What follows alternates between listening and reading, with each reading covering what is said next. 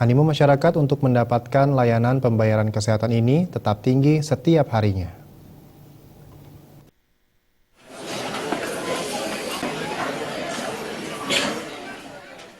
Antrean pendaftar BPJS Kesehatan di kantor cabang utama Palembang di Jalan R. Sukamto terus meningkat setiap harinya.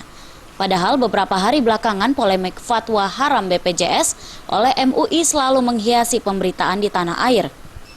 Kepala BPJS Kantor Cabang Utama Palembang, Sudarto KS, mengatakan sejauh ini animo warga Palembang khususnya dan Sumatera Selatan umumnya semakin meningkat.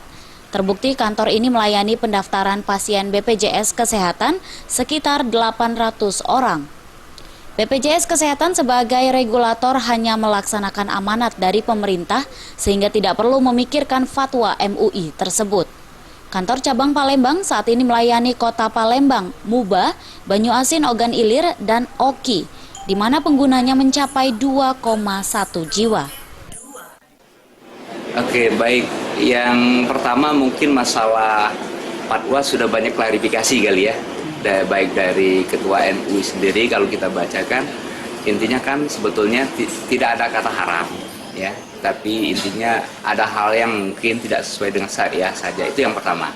Terkait dengan itu kalau dilihat di bawah sampai hari ini tidak ada yang membuat masyarakat menjadi ragu-ragu untuk mendaftarkan diri sebagai peserta BPJS Kesehatan. Berdasarkan catatan BPJS Kesehatan, per 3 Juli 2015, kepesertaan di Provinsi Sumsel sebesar 3.772.984 jiwa, atau 54% dari total jumlah penduduk se-Sumsel, yang berjumlah 7,4 juta jiwa.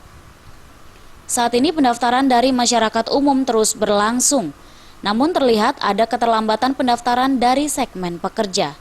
Dari Palembang, Sumatera Selatan, Tim Liputan melaporkan. Gugatan pra-peradilan Dahlan Iskan dikabulkan. Seluruh Indonesia Malam akan segera kembali.